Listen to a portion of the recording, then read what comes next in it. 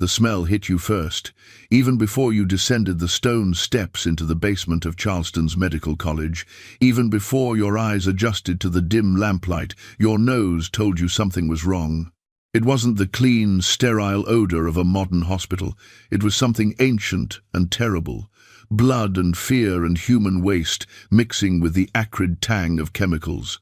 And underneath it all, something worse. The smell of hope dying slowly in the dark. In the winter of 1847, 23 human beings walked down those steps. They didn't know they were entering a chamber that would redefine the limits of human cruelty. They didn't know their names would be replaced with numbers. They didn't know that a respected physician named Dr. Edmund Carraway had spent months designing experiments that would strip away every shred of their humanity, all in the name of science. But one of them, a woman the others called Dina, knew this much. She could smell death waiting at the bottom of those stairs, and she was right. Charleston, in 1847, was a city that prided itself on civilization. The cobblestone streets were swept clean every morning. The grand houses along the Battery stood like monuments to Southern prosperity. The churches held services where men in fine suits discussed theology and morality. And beneath all that carefully maintained beauty, more than 40,000 enslaved human beings labored, suffered, and died to keep the illusion alive. The Medical College of South Carolina sat on Queen Street like a Greek temple, all white columns and intellectual pretension. Inside, the sons of plantation owners studied anatomy and chemistry, learning to heal the sick and mend the broken. But in the basement, something else was happening. Something that the college's board of trustees preferred not to discuss in polite company. Something that would remain hidden for more than a century, buried in sealed journals and forgotten testimony, waiting for someone brave enough to dig it up. Dr. Edmund Carraway wasn't a monster, not in the way you might imagine. He didn't wake up one morning and decide to torture people for fun. He was 38 years old, educated at Jefferson Medical College in Philadelphia, respected by his peers, published in medical journals. He asked interesting questions at faculty meetings. He dressed well. He paid his rent on time. If you'd met him at a dinner party, you might have found him charming, intelligent, even kind. That's what makes this story so disturbing, because Carraway didn't see himself as evil, he saw himself as brave, as a pioneer pushing the boundaries of medical knowledge, as a scientist willing to ask the questions that others were too timid to pursue, and the question that consumed him, the question that would lead to 90 days of systematic torture, was deceptively simple. Do different races feel pain differently? It seems almost quaint now, doesn't it? Almost laughably ignorant. But in 1847, this wasn't a fringe theory. This was mainstream scientific debate. Physicians across the South, and many in the North, believed that enslaved Africans possessed fundamentally different bodies than white people. Thicker skin, more primitive nervous systems, greater tolerance for physical suffering. And if that was true, if it could be proven scientifically, then it justified everything. The whippings, the brandings, the back-breaking labor from dawn until dark. Because if they didn't feel pain the way white people did, then it wasn't really cruelty, was it? Carraway proposed to settle the question definitively. He would conduct controlled experiments comparing pain responses across species. Enslaved humans, monkeys imported from India. Identical procedures performed on both groups, careful measurements, detailed observations. Pure science, he told himself. The kind of rigorous methodology that would silence all critics and establish his reputation as one of the great medical minds of his generation.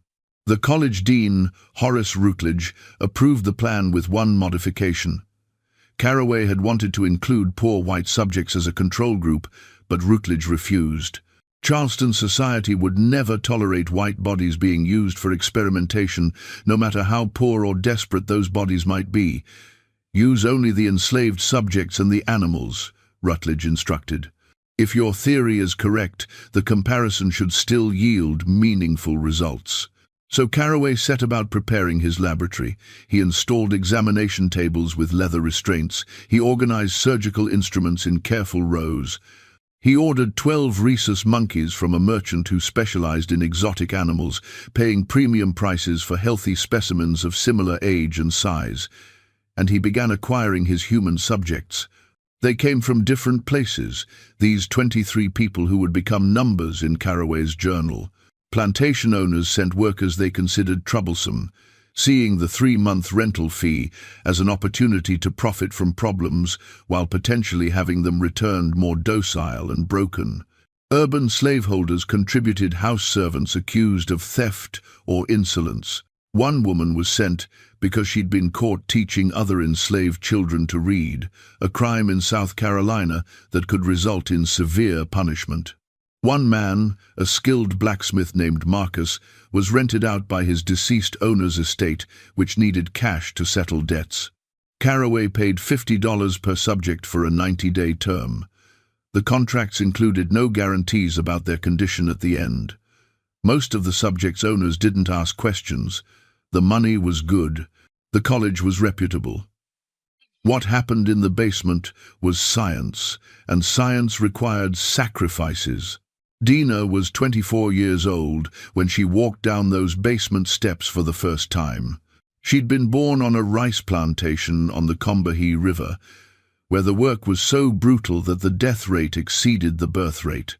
Owners calculated that it was cheaper to work people to death and buy replacements than to maintain conditions that might keep them alive longer.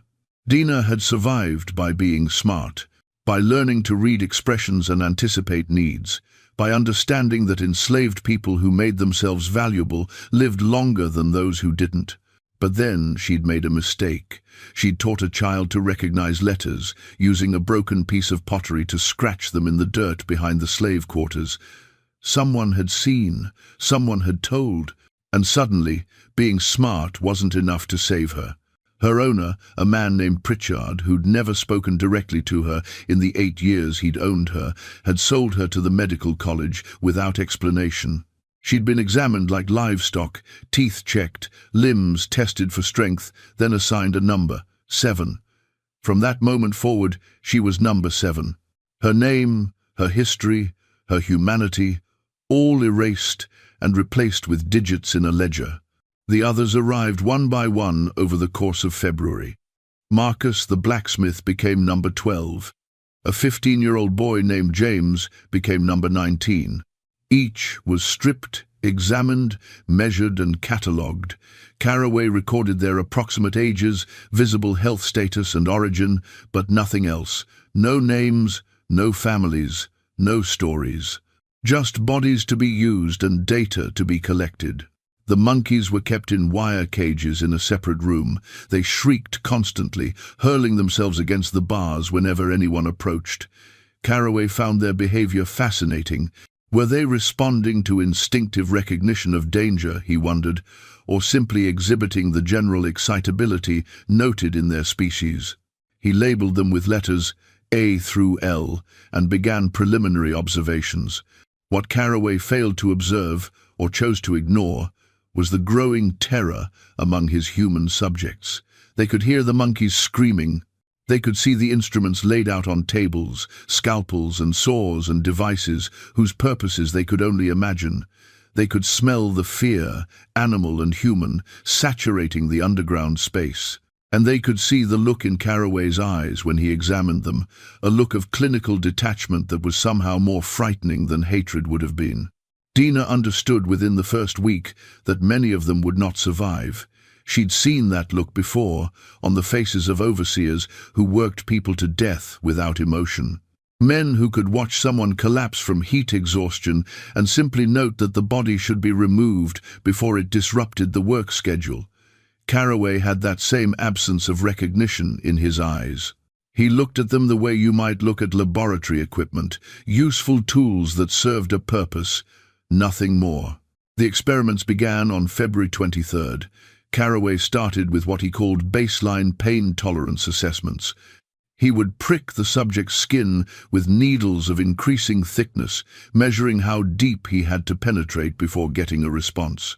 He would expose them to heat and cold, recording the temperature at which they reacted.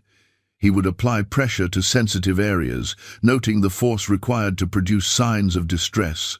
The monkeys screamed at even minor discomfort. They thrashed against their restraints with desperate strength.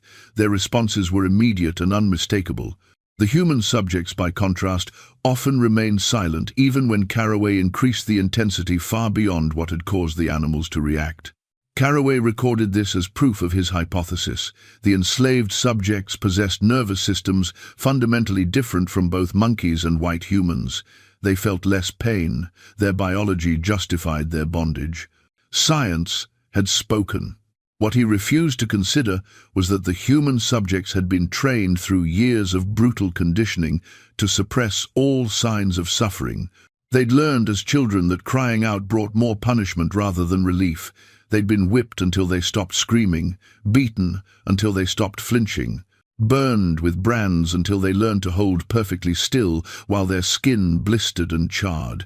Their silence wasn't biology, it was survival strategy refined through generations of trauma.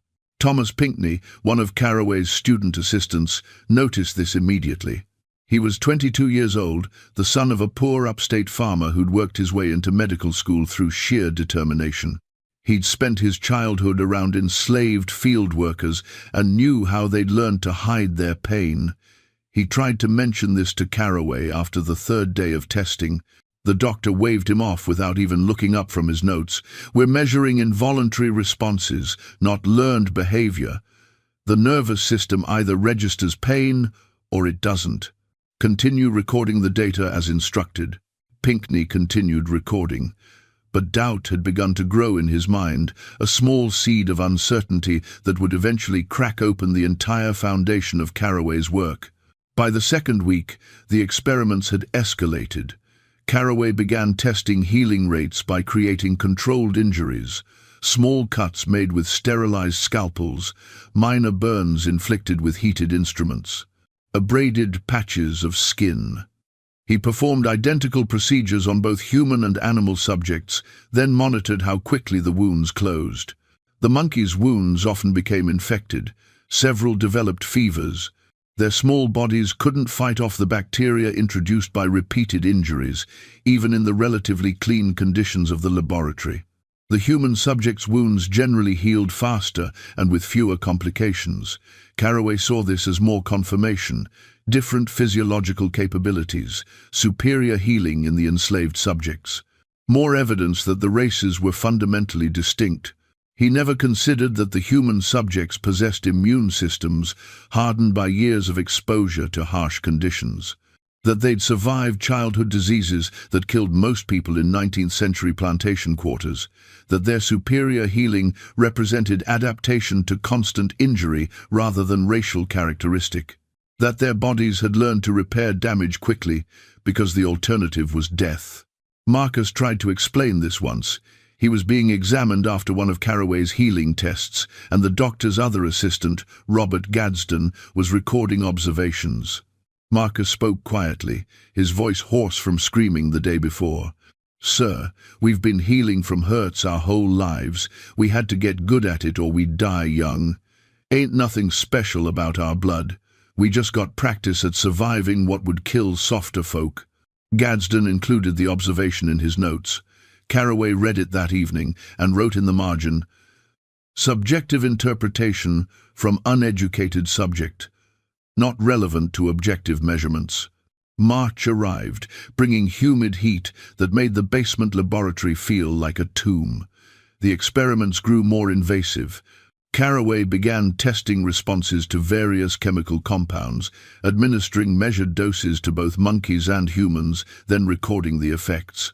Changes in heart rate, alterations in breathing, loss of consciousness, motor control failure. Some substances produced violent reactions. Monkey C died after receiving a derivative of nightshade, convulsing for 20 minutes while Carraway took careful notes on the progression of symptoms. Number 8, a woman in her 30s, received the same dose the following day.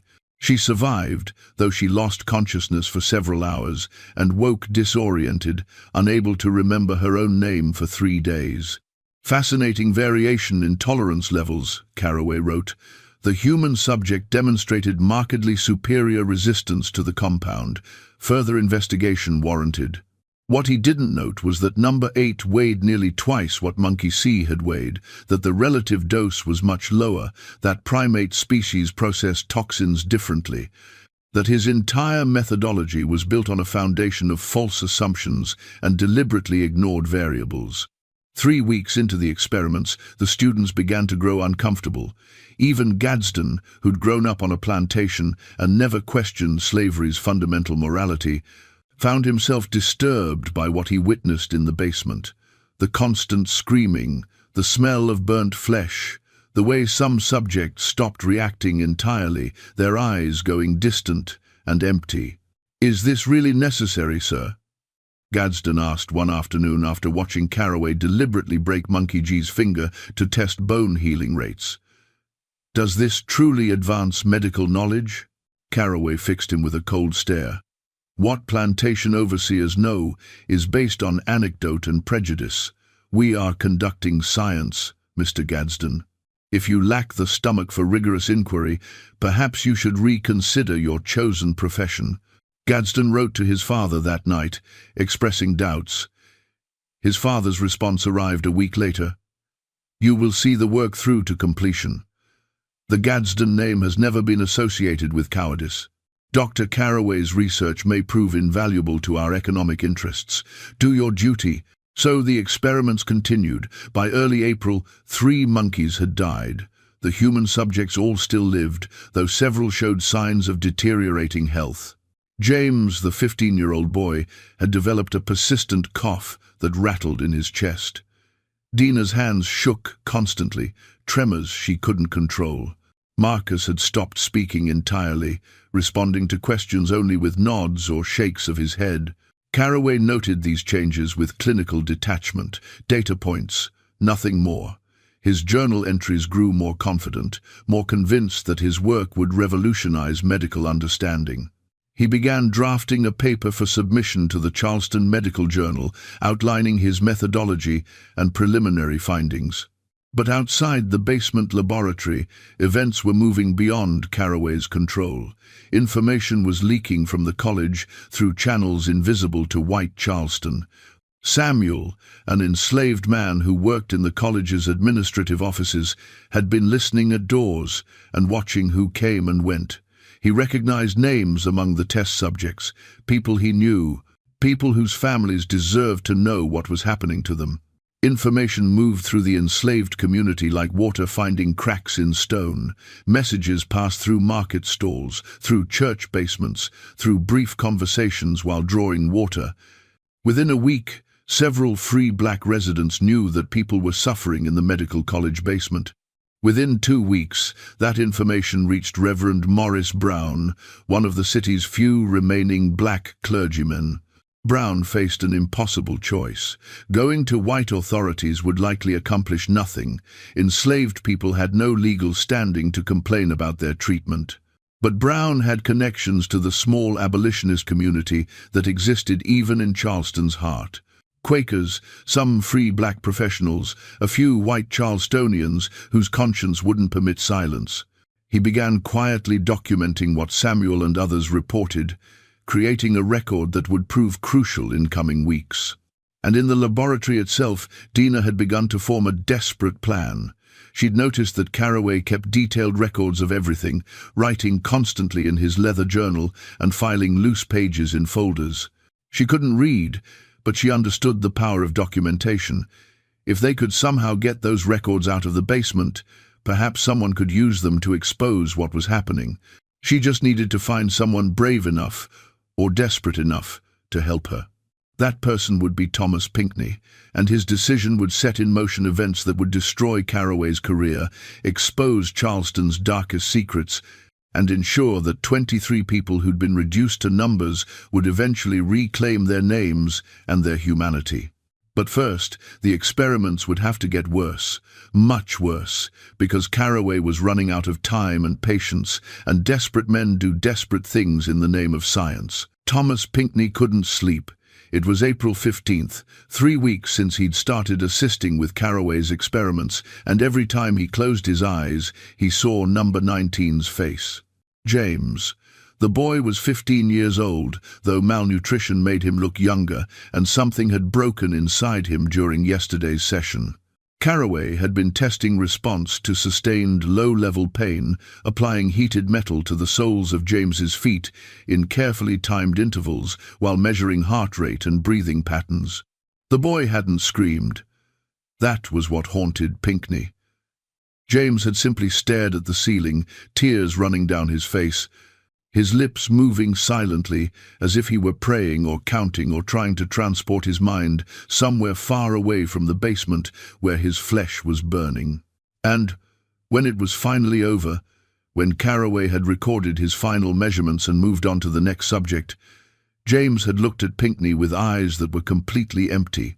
Whatever had made him human, whatever spark of self had kept him going through 15 years of enslavement and 3 weeks of torture, it was gone. Pinckney had studied medicine because he wanted to heal people. His father was a farmer who'd lost 2 children to fever, and young Thomas had watched helplessly as his siblings died. He'd sworn then that he would learn everything physicians knew, that he would master the healing arts, that he would save lives instead of watching them slip away. Medical school had been his dream, his purpose, his reason for enduring poverty and working double shifts in his uncle's mill to afford tuition. But this wasn't healing. This was the opposite of everything he'd imagined medicine could be. And the worst part, the part that made bile rise in his throat, was that he'd participated. He'd held the instruments. He'd recorded the measurements. He'd told himself it was necessary, that Carraway knew what he was doing, that science required sacrifices. He'd been complicit in reducing 23 human beings to experimental subjects, and that guilt was eating him alive. The conversation with Dina came 3 days later. Carraway had caught a spring fever and taken to his bed, leaving instructions for the students to maintain the subjects but attempt no new procedures. It was the first respite they'd had in weeks, and the atmosphere in the basement laboratory changed immediately. The subjects could breathe without anticipating the next wave of pain. They could speak to each other in whispers, sharing what little comfort was possible in that stone chamber. Pinckney was alone in the examination room, cleaning instruments, when Dina approached him. She moved carefully, as if any sudden movement might shatter the temporary peace. Her hands still trembled, that constant shake that had developed after the nerve response tests, but her voice was steady. "Sir, you got a good heart. I can see it." Pinckney looked up, startled. Direct conversation between white men and enslaved women was dangerous for both parties, freighted with implications that could destroy lives.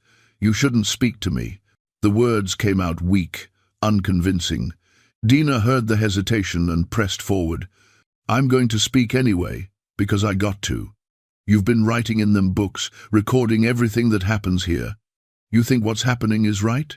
"It's science," Pinckney said, but even as the words left his mouth, he knew they were a lie he'd been telling himself.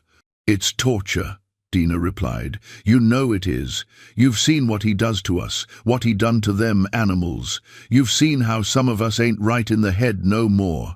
How James don't even cry when the doctor hurts him because something broke inside.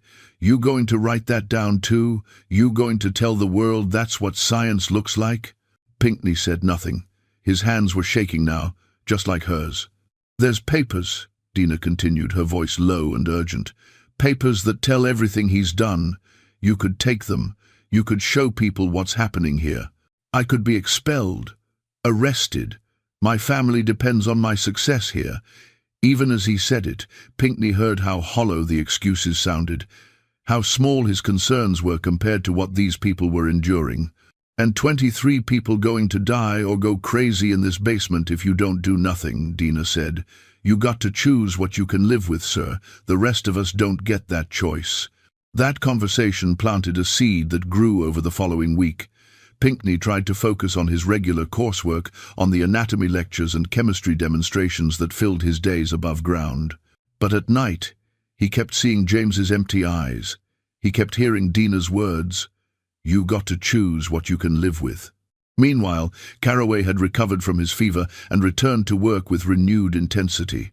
He seemed to sense that time was running out, though he didn't yet know why. The college board was reviewing his preliminary paper, and Dean Rutledge had been making cryptic comments about concerns regarding methodology and public perception. Carraway needed definitive results, data so compelling that no one could dispute his conclusions. He began planning what he called terminal neurological investigations, procedures designed to directly examine nervous system structures in ways that the subjects would not survive. He'd refined the technique on the remaining monkeys, developing methods to access the spinal cord and major nerve bundles while maintaining consciousness long enough to test responses. 4 more animals died during these procedures, their bodies preserved in jars of formaldehyde for later study. When Pinckney realized what Carraway was planning for the human subjects, he made his decision. On April 24th, while Carraway was upstairs attending a faculty meeting, Pinckney carefully removed several pages from the doctor's working files. Descriptions of specific experiments, drawings showing the apparatus used, detailed notes on subjects' responses to various tortures, though Carraway never used that word. He took only enough to tell the story without leaving obvious gaps that would immediately alert the doctor. His hands shook as he wrapped the papers carefully and tucked them inside his coat. If caught, he would face expulsion at minimum, possibly criminal charges for theft of valuable research materials. But when he thought of James's empty eyes, when he remembered Dina's question about what he could live with, the risk seemed necessary. He delivered the papers that evening to his boarding house landlady, Mrs. Elizabeth Simmons, a Quaker widow, who'd occasionally expressed quiet sympathy for the enslaved people she encountered in Charleston's markets and streets. "I need you to get these to someone who can use them," he told her, his voice barely above a whisper. "Someone who can make people see what's happening at the college." Mrs. Simmons looked at the papers with growing horror as Pinckney explained their contents. The experiments, the torture disguised as science, the lives being destroyed in the name of medical advancement. By the time he finished, tears were streaming down her face. "Dear God in heaven," she whispered, "this cannot be permitted to continue." She knew exactly who needed to see these documents. Angelina Grimke, Charleston's own daughter who'd moved north and become an abolitionist speaker, maintained quiet correspondence with several Charleston Quakers. Grimke had connections to northern newspapers and journals that would eagerly publish evidence of southern medical atrocities. But getting documents from Charleston to Philadelphia in 1847 required careful planning. Mrs. Simmons sent them with a trusted friend traveling north on business, hidden among ordinary correspondence. The papers reached Grimke in early May, and she immediately recognized their significance. She began working with sympathetic journalists to prepare an exposé, though journalism moved slowly in the 1,840 seconds. They wanted to verify the claims, build a case so strong that even critics would have to acknowledge the truth. Meanwhile, Carraway had noticed the missing pages. At first he assumed he'd simply misfiled them, but as days passed without finding them, suspicion grew. He questioned both students sharply, watching their reactions. Gadsden seemed genuinely puzzled. Pinckney's anxiety was palpable. "You wouldn't happen to know where those documents went, would you, Thomas?" Carraway asked coldly one afternoon. "No, sir," Pinckney lied, his voice barely steady. "Perhaps they were misplaced during cleaning." Carraway's eyes narrowed. Perhaps. Or perhaps someone with weak constitution decided to undermine work they lacked the fortitude to appreciate. "I'll be watching you very carefully from now on, Mr. Pinckney." The atmosphere in the laboratory grew more oppressive. Carraway began locking his records in a cabinet and carrying the key constantly.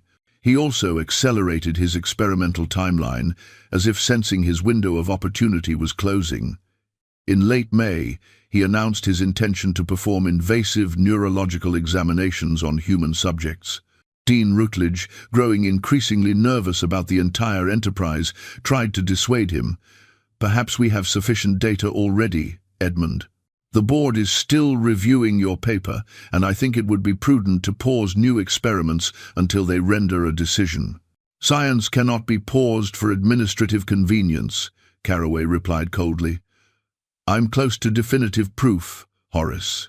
Another few weeks, and we'll have evidence that will reshape medical education throughout the South. What neither man knew was that events were already moving beyond their control. In Philadelphia, articles about the Charleston Medical College experiments were being typeset for publication in multiple papers.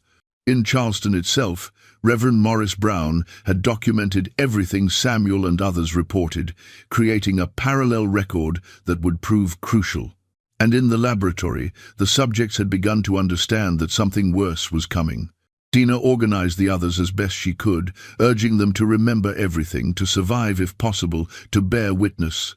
"We got to live," she told them one night after Carraway had left, her voice fierce despite exhaustion. "Got to live and tell what happened here. That's the only way any of this means something. The only way we can stop him from doing this to others. But surviving would prove more difficult than any of them imagined. Because on June 11th, Carraway's desperation would drive him to cross a line that even Charleston's tolerance for medical experimentation couldn't ignore. And the resulting crisis would expose everything, bringing down not just one doctor's career, but forcing an entire city to confront what it had been willing to ignore as long as the screaming stayed in the basement. The first article appeared in the Philadelphia Public Ledger on June 3rd under the headline, "Horrific Medical Experiments in Charleston College."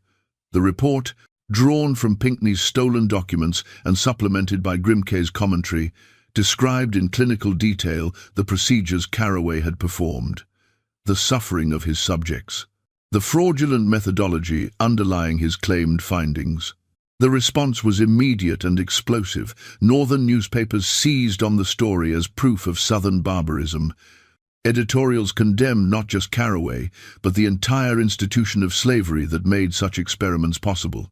"What kind of society," wrote the editor of the Massachusetts Spy, "permits medical men to treat human beings as laboratory specimens?"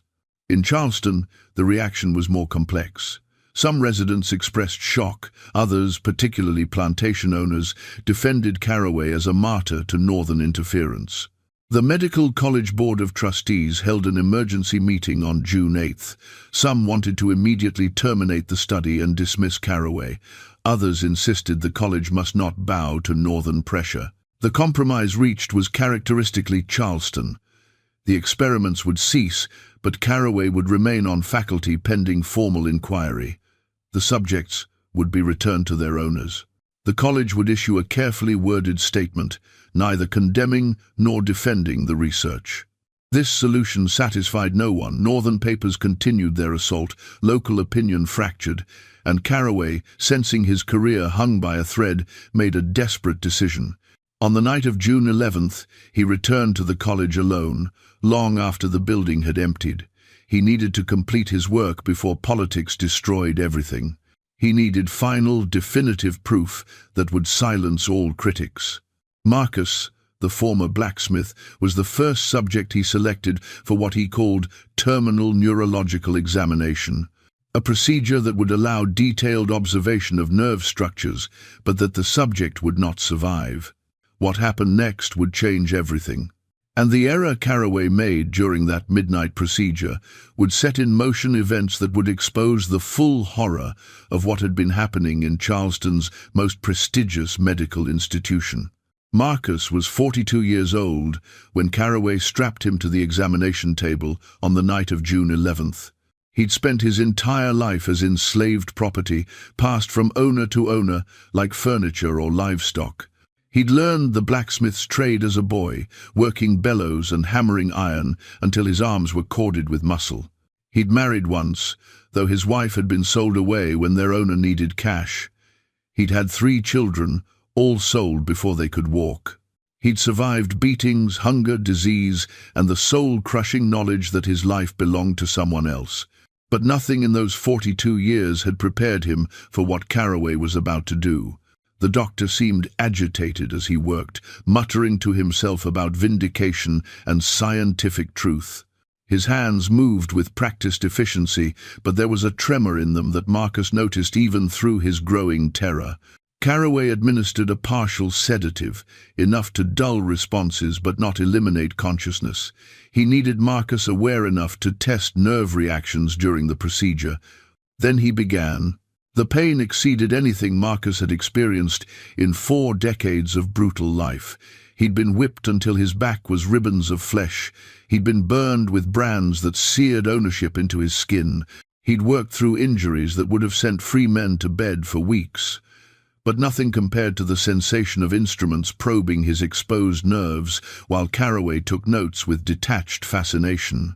Marcus tried to scream, but the sedative had paralyzed his vocal cords. The sound that emerged was barely human, a broken wheeze that seemed to come from somewhere outside his body. Carraway didn't even look up. He was too focused on documenting what he saw, on measuring responses, on collecting the definitive data that would prove his theories and silence his critics. Time became meaningless. Seconds stretched into hours, minutes compressed into instants. Marcus's consciousness flickered like a candle in wind, threatening to extinguish entirely. And through it all, Carraway's voice provided steady narration, clinical observations spoken aloud for later transcription. Subject demonstrates minimal vocal response, despite significant nerve stimulation. Cardiac rate, elevated but stable. Preliminary findings suggest markedly reduced pain sensitivity compared to simian subjects tested previously. The doctor was so absorbed in his work that he didn't notice his own fatigue affecting his normally steady hands. Didn't notice that the anatomy was slightly different from what he'd observed in the monkey dissections. Didn't notice that he was cutting deeper than intended, his scalpel seeking structures that weren't quite where his mental map suggested they should be. And then, in a single moment of miscalculation, he severed an artery. Blood sprayed across his shirt, warm and arterial bright. It filled the cavity he'd created in Marcus's back, pooling faster than gravity could drain it away. Carraway swore, a sharp, explosive sound that shattered his clinical detachment and scrambled for ligatures. For the first time all night, he seemed to see Marcus as a human being rather than an experimental subject. Because if Marcus died before the procedure was complete, if the data remained incomplete, then everything Carraway had sacrificed would be for nothing. The career he'd destroyed, the reputation he'd ruined, the line he'd crossed that couldn't be uncrossed, all of it meaningless without the final proof he sought. His hands moved with desperate speed, tying off vessels, packing the wound, fighting to slow the bleeding. Marcus felt warmth spreading across his back, felt consciousness dimming like a lamp running out of oil. The world narrowed to a pinpoint of sensation, then to nothing at all. When Marcus woke, he was lying on cold stone floor in the recovery area, where the other subjects were kept. He had no idea how much time had passed. Minutes? Hours? The pain was distant now, wrapped in layers of shock that his body had deployed like armor. He could hear voices, Dina's voice urgent and frightened, other voices he didn't recognize. Hands touching him, careful and gentle. Keep pressure on the wound. Don't let him move. Make him drink if he can. Dina had awoken to find Carraway depositing Marcus's limp form on the floor, the doctor's clothes soaked with blood, his face pale and strange. "Keep him alive if you can," Carraway had said, his voice flat and distant. "I need him alive. The data isn't complete." Then he'd left, stumbling up the stairs and out of the building, leaving behind a scene that looked like a slaughterhouse. The other subjects did what they could with no supplies, no medical knowledge, only desperate instinct and years of experience patching each other up after punishments. They packed the wound with torn cloth from their own clothing. They kept Marcus warm with their own bodies. They made him drink water when he regained enough consciousness to swallow. And somehow, impossibly, Marcus clung to life through the long hours of darkness. When Thomas Pinkney arrived at the college at dawn on June 12th, he found the basement laboratory in chaos. Blood had pooled on the examination table and trailed across the floor in a path that led to the recovery area. Surgical instruments lay scattered and unwashed. And in the corner, the human subjects huddled around Marcus's unconscious form, protecting him with their own bodies, as if they could shield him from further harm through sheer force of will. Pinckney ran, up the stairs, through the empty corridors, out into the early morning streets. He ran until he reached Dean Routledge's home and pounded on the door hard enough to bruise his knuckles. When a servant answered, Pinckney stammered out his message. Emergency at the college. The dean needed to come immediately. Routledge arrived at the college 20 minutes later, still buttoning his waistcoat. When he saw the basement laboratory, his face went white. "Where is Dr. Carraway now?" "I don't know, sir. He wasn't at the college when I arrived."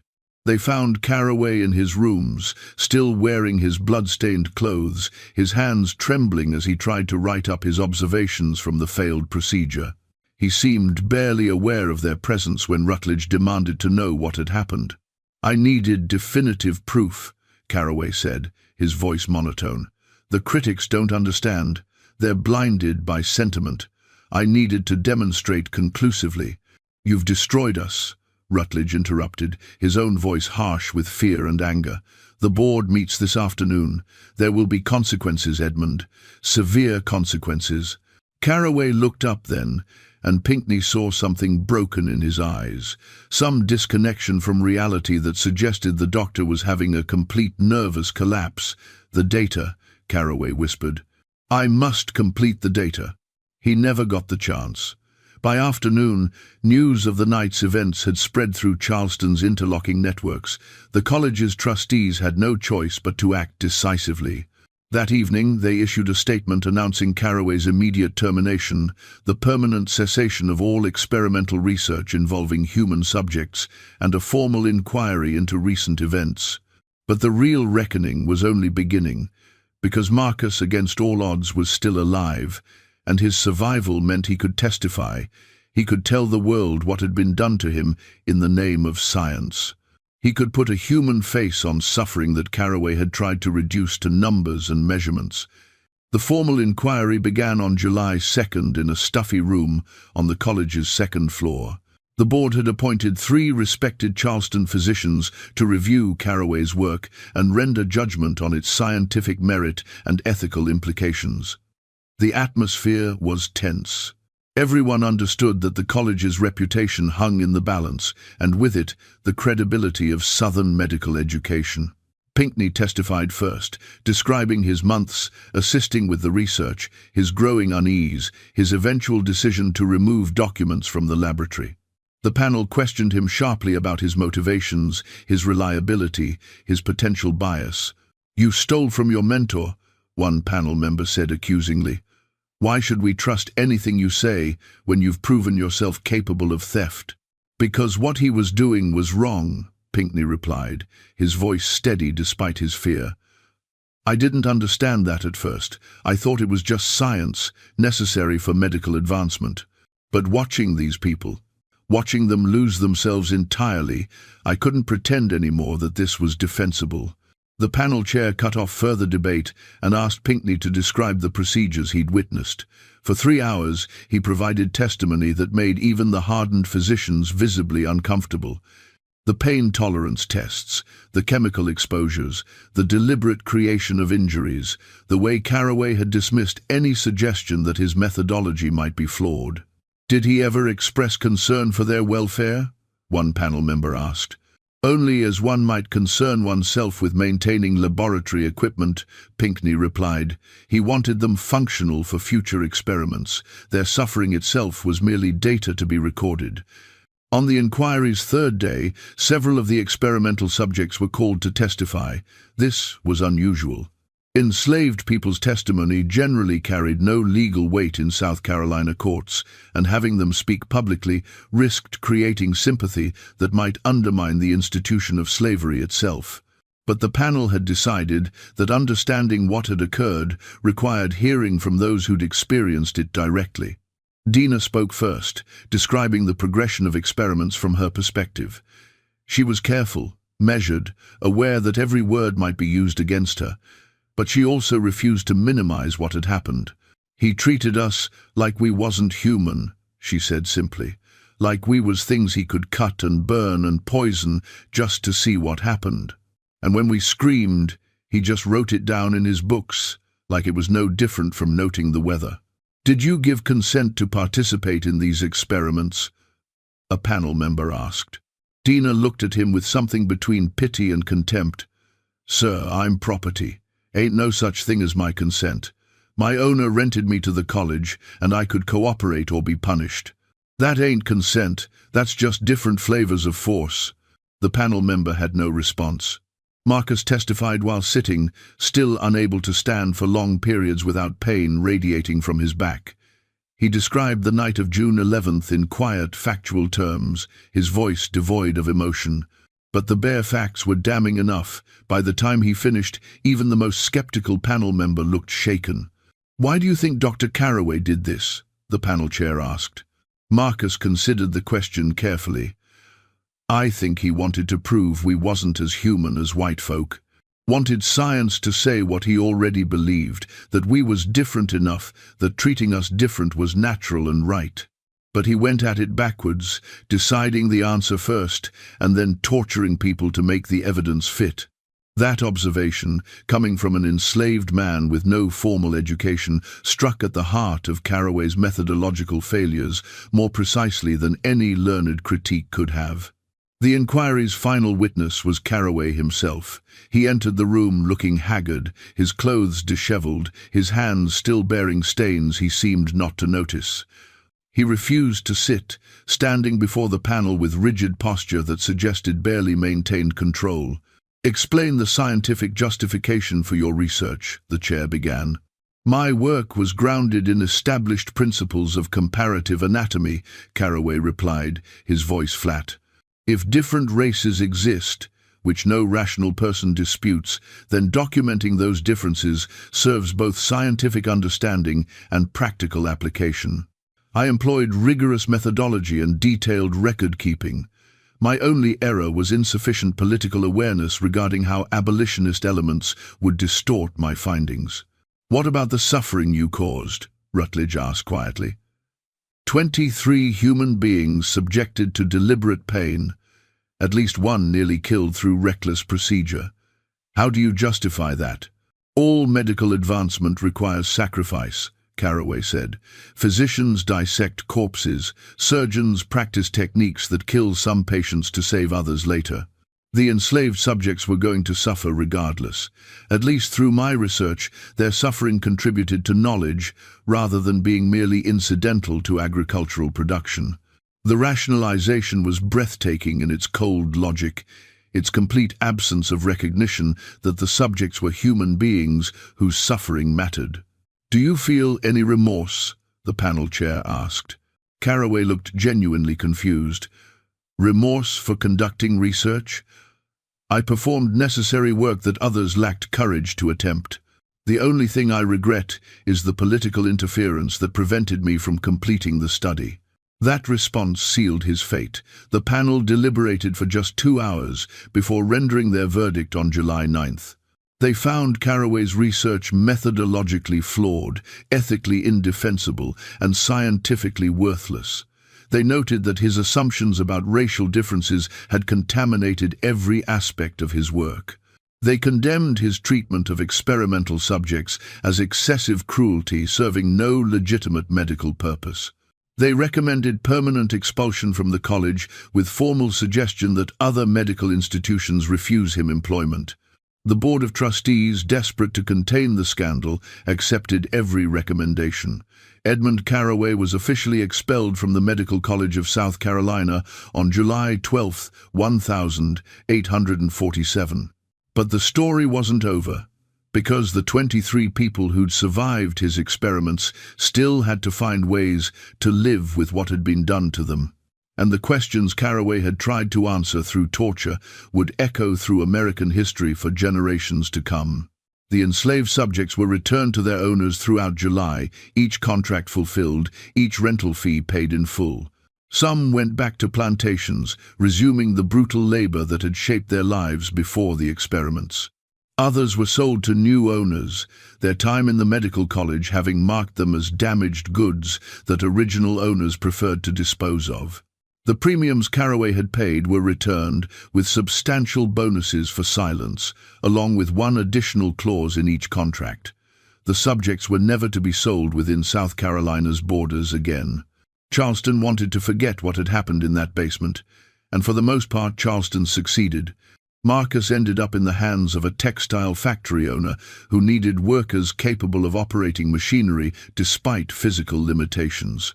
He spent the next 13 years working looms in a Columbia mill, the chronic pain in his back, a constant reminder of that June night. When the Civil War finally came, he escaped north in the chaos, making his way to Boston, where he found work as a blacksmith again. His hands remembered the trade, even if his back would never fully heal. In 1879, a historian collecting narratives of formerly enslaved people tracked Marcus down. He was 72 then, still working despite his age, despite the pain that never completely left him. The historian asked if he would tell his story. Marcus agreed, though he prefaced his account with a warning. "Most folks don't want to hear it," he said. "Makes them uncomfortable. But I think it's important someone knows what happened. What people are capable of when they decide other people ain't really people." When asked if he'd forgiven Caraway, Marcus laughed, a bitter sound without humor. "Forgive? That ain't for me to say. I survived him, that's all I know. Survived when he meant to kill me for his science. That's its own kind of victory, I suppose." Dina was sold to a mobile merchant family, where she worked as a house servant until 1865. She would later say that the domestic work, for all its indignities and constraints, felt like freedom compared to the months in Caraway's laboratory. She never spoke about the experiments to anyone, except one interviewer in 1881, and even then her account was brief. "He was evil," she said simply, "called himself a man of science, but evil is evil regardless what fancy words you dress it in.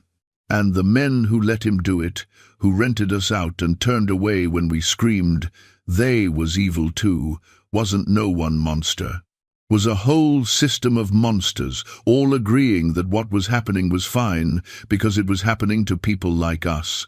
James, the 15-year-old boy who'd stopped speaking, never recovered from what he'd experienced. He was sold to a turpentine camp in North Carolina, where workers died at catastrophic rates. He lasted less than a year before succumbing to pneumonia in the winter of 1848. His death was recorded only as a line in an account book. Property loss. Negro boy, age 16, $400. Of the 23 subjects, only 3 are known to have lived long enough to give testimony about their experiences. The others vanished into the vast anonymity of slavery, their names replaced with numbers that eventually meant nothing to anyone except the subjects themselves and the few people who cared enough to remember. Thomas Pinckney completed his medical degree despite the scandal, though his role in exposing Caraway's research made him controversial in Charleston's medical community. He moved north after graduation, establishing a practice in upstate New York, where he became known for treating patients regardless of race, with unusual compassion and respect. He never spoke publicly about his time in the basement laboratory, but his personal correspondence suggests it haunted him for the rest of his life. In an 1873 letter to a colleague, he wrote, "I learned in Charleston that science without conscience is not science at all. It is merely cruelty wearing a white coat." The Medical College of South Carolina implemented new policies prohibiting experimental research on human subjects without explicit institutional oversight. These policies would be quietly ignored within a decade as the demand for medical knowledge and the availability of enslaved subjects proved too tempting a combination for some physicians to resist. The questions Caraway had tried to answer, the belief that races possessed fundamentally different capacities for pain and suffering, would persist in American medicine for generations. Even after slavery ended, even after civil rights legislation passed, echoes of that pseudoscientific racism would continue influencing how doctors assessed and treated pain across racial lines. Caraway himself practiced medicine in obscurity for another decade. Records show he moved from Georgia to Alabama to Texas, never staying anywhere long, never regaining the academic position he'd coveted. He died in 1,859 inches. San Antonio of cholera, attended in his final days by a physician who had no idea about his past. His laboratory journals and research files remained sealed in the medical college archives, forgotten as the Civil War approached and other concerns consumed the nation's attention. They stayed hidden through Reconstruction, through the Gilded Age, through decades when the questions Caraway had tried to answer through torture were gradually settled through different means.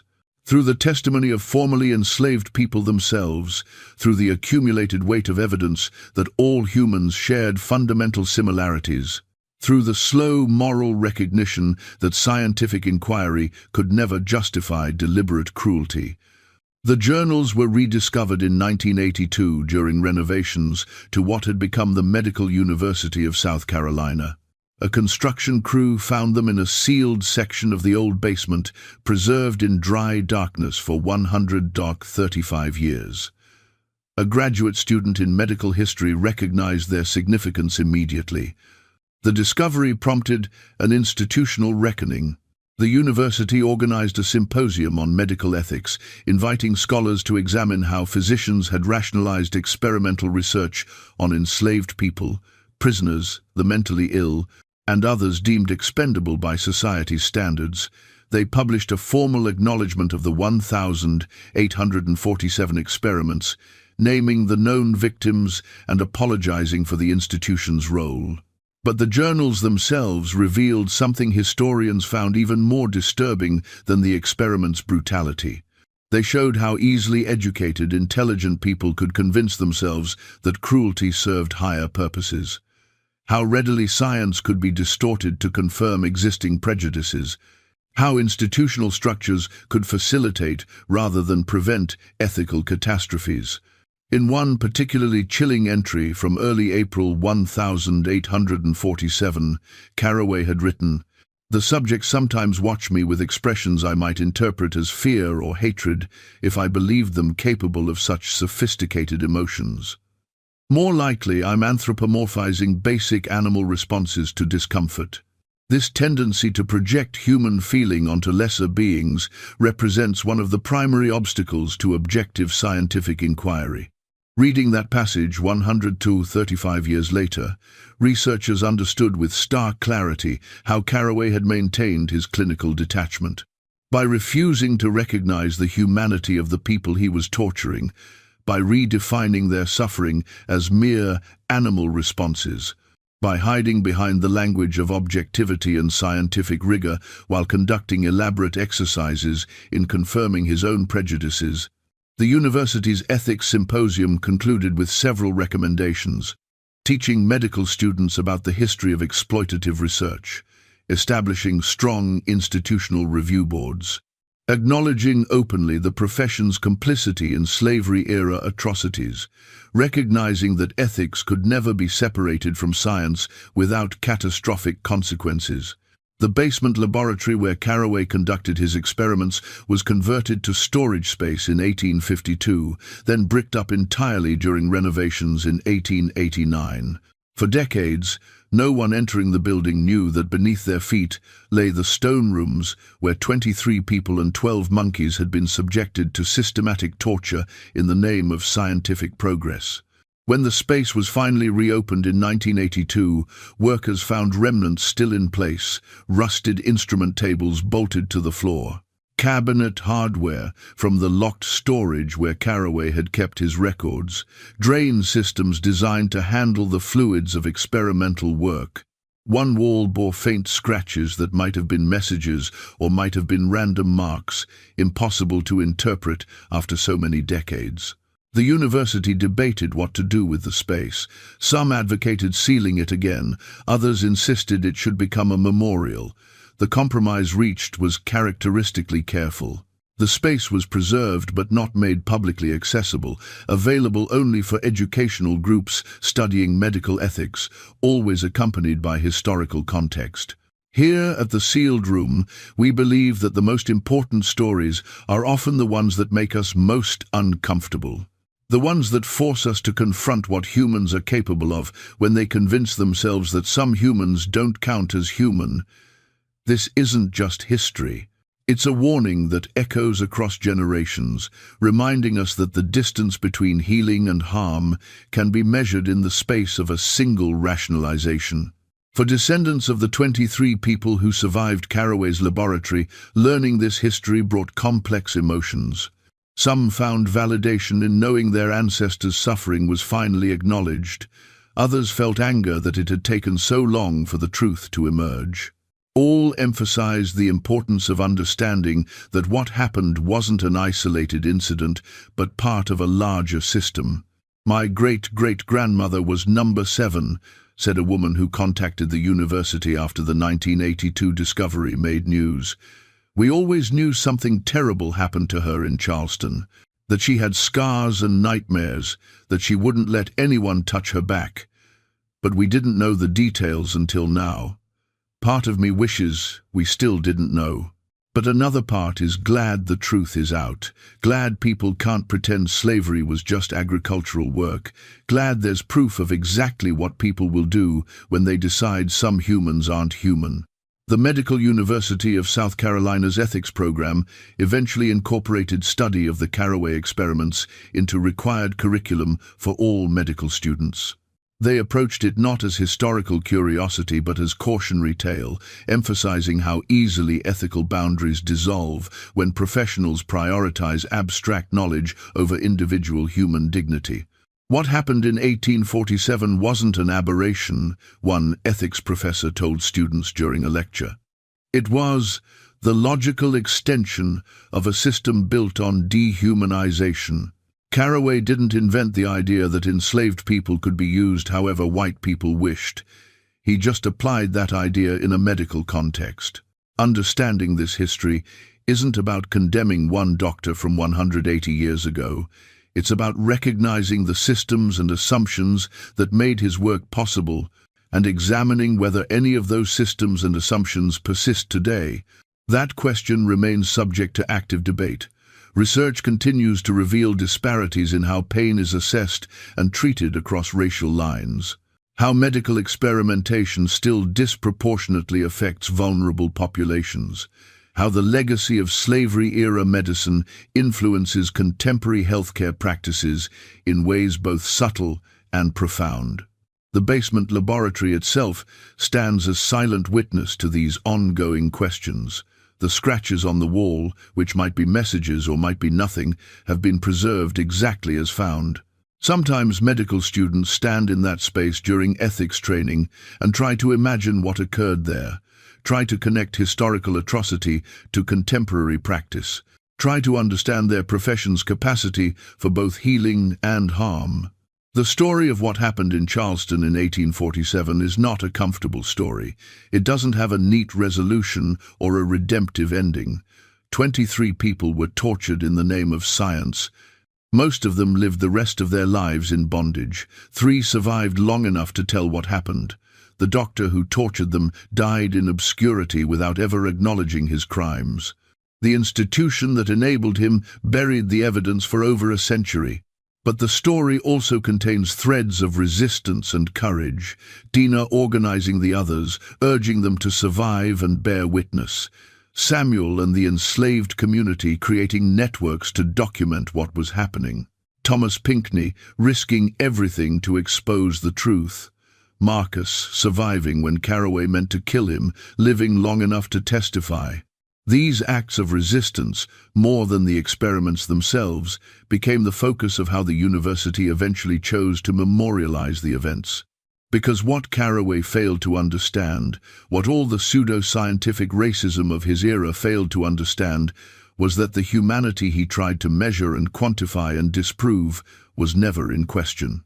It existed in Dina's fierce determination to survive, in Marcus's bitter laughter when asked about forgiveness, in James's silent prayers while his feet burned, in the networks of communication and care that existed beneath white Charleston's notice. The experiments proved nothing except what they were designed to prove, confirming prejudices rather than testing them. But the resistance, the survival, the testimony that eventually emerged, those things proved something far more important: that humanity cannot be erased by torture or reduced to data points. That witness matters. That speaking truth, even when it takes decades or centuries, eventually finds its audience. The scratches on that basement wall remain undeciphered. Maybe they're messages from people who had no other way to leave their mark.